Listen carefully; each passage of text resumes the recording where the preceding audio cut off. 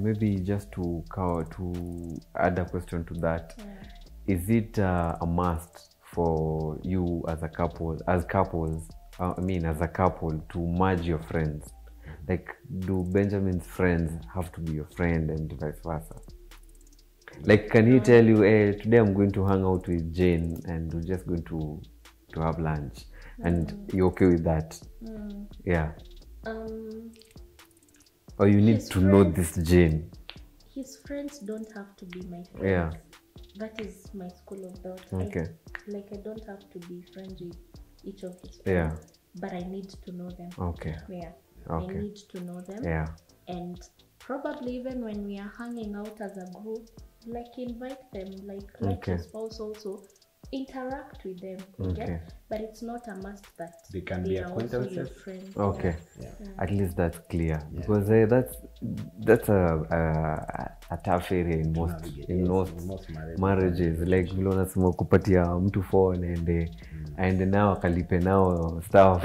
A lot runs in your mind. Hey, but then even when you're doing nothing, like you know you've done nothing, you're like, hey, mtu akitext kutoka 10 years ago anikumbuke.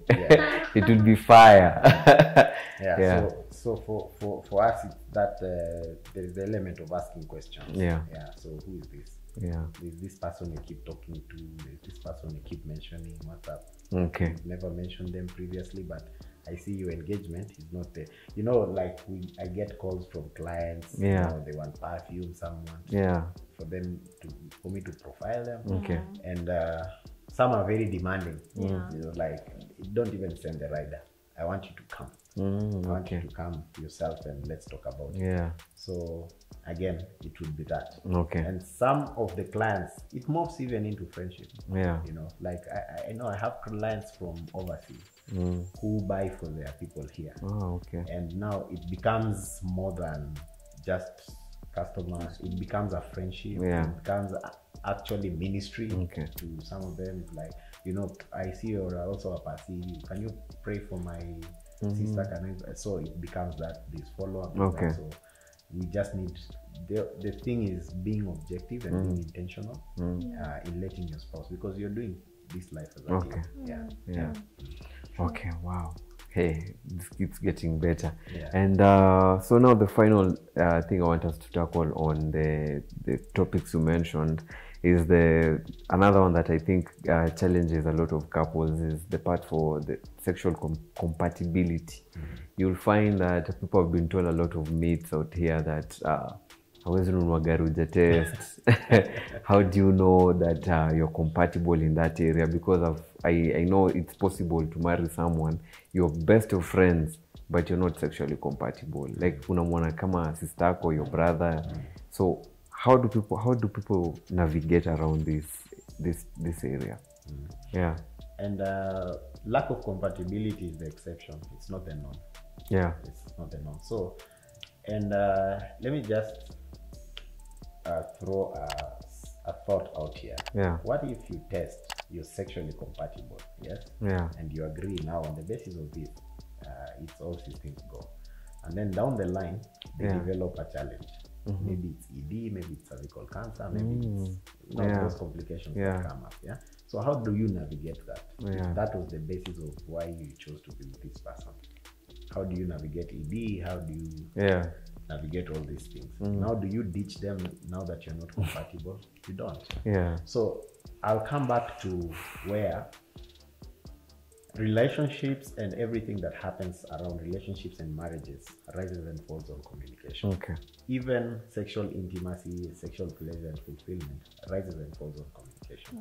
You would find people who in the ideal kind of scenario and setting, they are supposed to be sexually compatible and they're supposed to have the best of fun in matter of sex. But because they never communicate about it, it's a nightmare. So probably this person, they have their experiences, they have triggers, they were abused when they were a child. So the very thought of sex, there's nothing wrong with them in their reproductive system and all that. They're totally okay, normal. But when you bring in the conversation around sex, it just makes them close up immediately because of the abuse. So such a thing would not, you'd not know whether they are good sexually just by sleeping with them. It's, you know, the whole conversation around what happened to you and how can we, you know, address this issue. Therapy. What does a naked woman or a naked man in the room together with you mean? Does it bring up triggers? And then also talk about, because we know we talk to couples and we know some like 70% of women in marriage have never experienced orgasm. And they don't talk about it. They just keep it to themselves. So the guys will never know. And the guys will be there and be self-centered. Just, you know, go there, have a good time, and leave the woman there. And the woman is just serving somebody who never served them back. That's true. So this a whole thing that can be resolved by talking about it. Especially now that you get into marriage. Before you get into it, at some point, now that you get to be sure now, what are your expectations? You know, is it something you've done before? Are you a virgin? Just talk about it. And then once you get into marriage, talk about what you like your spouse to do. You know, some people are not okay with lights on, some are okay with so will it change much? Can we try with lights on at least for 2 nights and then you feel how I also feel? Where do you like to be touched? Because maybe if somebody has had a body count, that's the language that they use. And probably in your experience with men, all the men that maybe this lady has experienced never got a lady to touch them in a certain way. And now this guy insists, lazima uniguze hapa hivi. Hata mimi niko na nipples. So how do you navigate that, you see? And if they like that, you would not know because you're not a mind reader. That's true. Unless they communicate to you. Of course, the same for a lady. So if we are able to have those conversations, and this is your marriage, this is your marriage, talk about it, because now it determines the kind of experiences that you That's have. true. So you, on sexual compatibility and all these things, I bring it down to communication. I bring it down to communication during, before, and after. You know. During, tell them. If you're feeling pain, tell them. If you're not feeling anything, tell them. After, fanya post-match analysis. And get to determine, okay, now we need to try it this way, we need to try it this way. If you're shy, there's nothing to be ashamed about. This is your person. And now you're here together forever. You better be talking about it. I think now in marriage, because most of the times maybe when you're growing up as a woman, sometimes you hear these advices of, if your husband wants, you just give.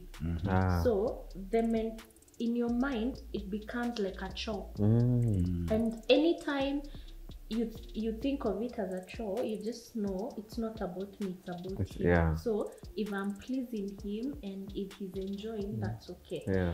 But that is a mentality that you need to break. In case you have such a mentality, you need to break it, because this marriage is not one-sided. It is for both, and God created sex so that both the man and the woman, they get to enjoy. So the moment I come in with the mentality that I'm having sex for my enjoyment, it's not about me pleasing him, then you can be able to communicate effectively, such that if something is not being achieved, if you're not happy, if you felt nothing, you're open to say like, Mwende, sijabambika, like, you know. And I think the mind is everything. You can achieve whatever you want through the mind. So just begin to change your thoughts, begin to change what you have had before, and allow yourself to explore. It's your marriage. Allow yourself to explore together. And as well as people now in marriage, and if you're younger in marriage, usually the conversation is like, it's just the excitement of having men. After some time, you guys will, I don't think it should be like that. From our mentors and from our little experience, we've come to know that it gets better with time. Now, the disconnect is that our lives might get busier with time, probably business and all these things, responsibilities that increase. And if you're having lesser sex because of things that you have to do, like your business, your responsibilities, then there is a disconnect there. There is something that is not right. Because now you need to come back to this place where you're prioritizing your relationship with each other, you're prioritizing sex. And we also learned that it's possible for couples to plan and schedule sex because we are too busy. You know, you used to see that in movies. Yes, my flight is on Friday at 5. Make sure by 3. We are gonna meet, and then we are gonna have, and then tell them we need to have sex before I go to work. If it's earlier in the morning, because again at night people tend to be more tired, so doing it earlier on. If there are kids around, get them an auntie, let them go have fun, have the house, have a schedule around that, so that it's an experience you guys keep having. It's just intentionality and communication. I'm glad you've actually tackled those 3 areas. Because I know it will help a lot of people. There's probably someone who's watching this and they have learned they've gotten a ton of information. And you said you have a book that you've written. It's both of you. Called Couple Goals. Where can someone get this book if they want to get it? I think on our social media pages. Yes, on our Instagram. We have on my Instagram, Mwende Njatha, Benjamin Njatha, and on Facebook we have Marge. So they can. It's a soft copy. Yes. No, it's not soft. It's hard. It's hard. So they can just they can order from you guys. Because for someone to get if someone wants to go deeper into this conversation that you've just had, I am assuming the information is in your book, so it's our idea. So if you're interested in getting to learn more about the stuff we've talked about, you can get the book on their social media pages, and watajua mtonge vile watafanya delivery. So now I want us to go back to that conversation that we left a while ago. We left it at where you guys got married after 6 months. So I want to know from Benjamin, at what point did you decide, now this is the moment, I want to ask her to be my wife? Was it a tense moment? Did you expect it?